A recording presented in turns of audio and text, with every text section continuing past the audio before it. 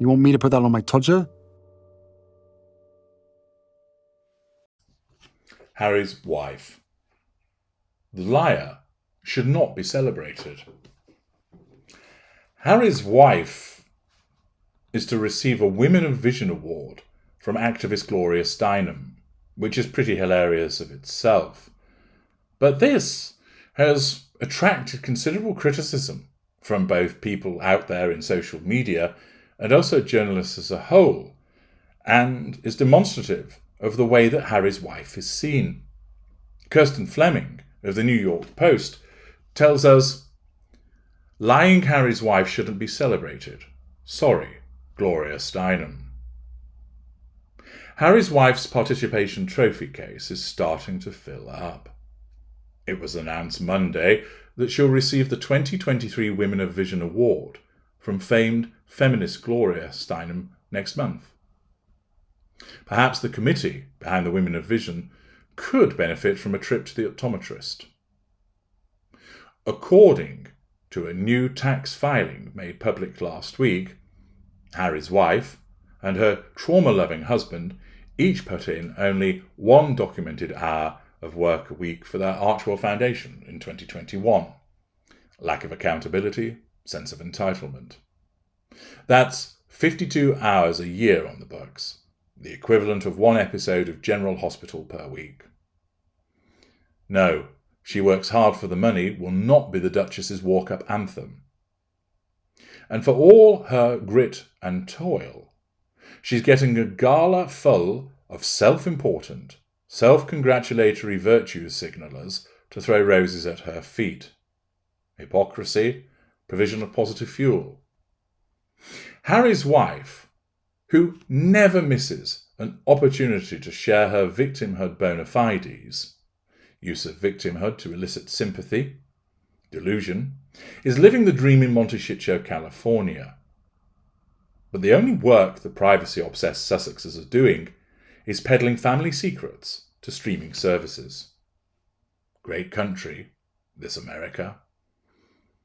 The award comes courtesy of the Ms. Foundation, a Brooklyn-based organisation which called Harry's wife a feminist, champion of human rights, and gender equity and global role model. Well, she did write inspirational messages on bananas for sex workers. And she used her 2019 trip to Africa to bemoan her VIP lot in life. She was existing, not living, she said, adding, "Not many people have asked if I'm okay." Pity play, victimhood. As a working royal, she made sartorial sacrifices, wearing neutral colours lest she overshadow those higher on the Windsor food chain. False humility.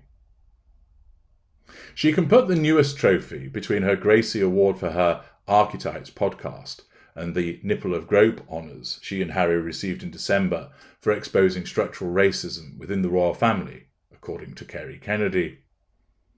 Remember that brave Oprah interview where she accused an unnamed family member of commenting on how dark Archie's skin would be? During his media tour for Spare, Harry denied calling his family racist, saying, "No, I didn't. The British press said that." Did Harry's wife ever mention that they're racist? Revision of history? Hypocrisy? Denial? Maybe she didn't use the R word, but her comments virtually set the palace afire and secured the couple a spot on the red carpet to be feted by MC Alec Baldwin, whose Massachusetts-born wife still insists she's Spanish. See my series about Alec and Hilary Baldwin.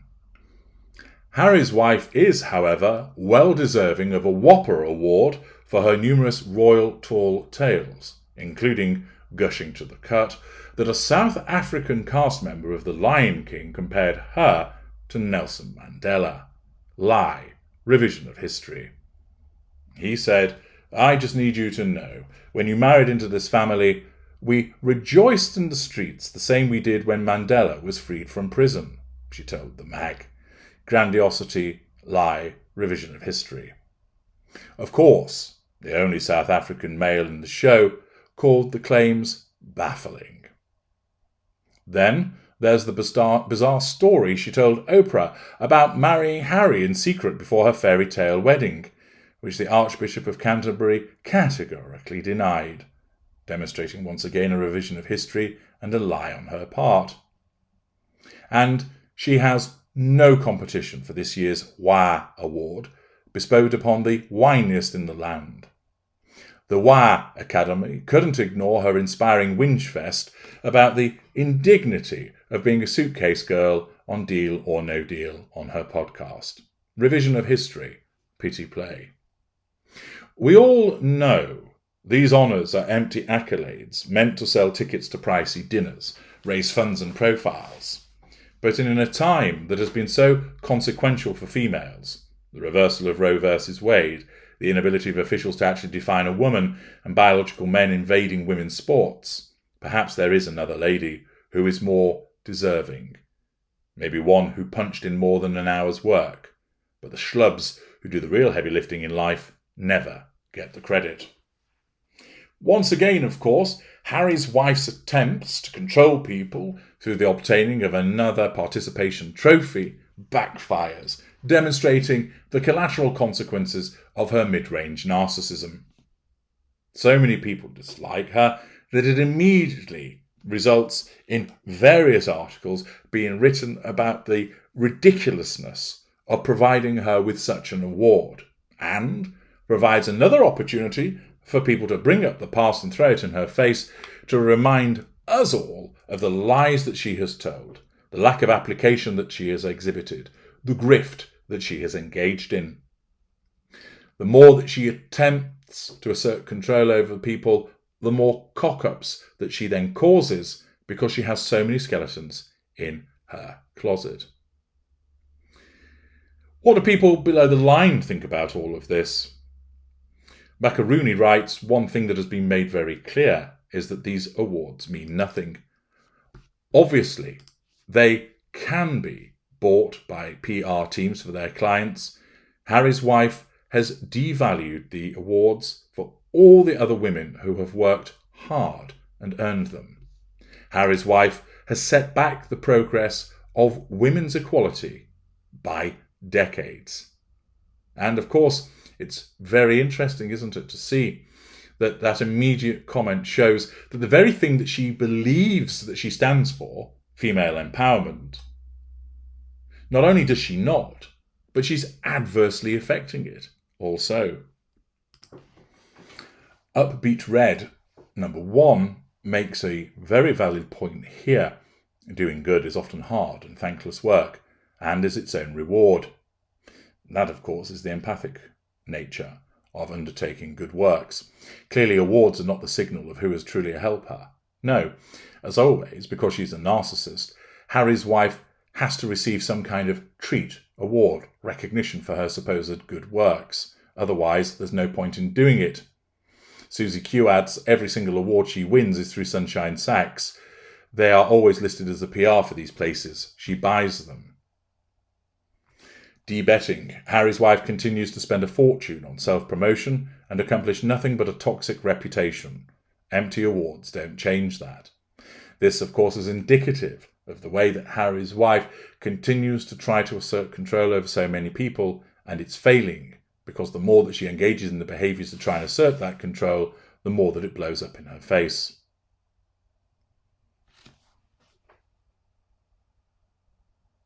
Piper. 99% of all women have punched into work and to community more than this woman. Acquiring a marriage certificate to a wealthy person and hiring a pricey PR team is not an award-winning accomplishment in this century. Loves Texas. Can we vote her off the planet? Someone needs to design a Harry's wife blocking extension. That, of course, is something that many people would probably agree would be extremely useful, so they don't have to put up with dealing with reading about Harry's wife's own self-congratulatory behaviours.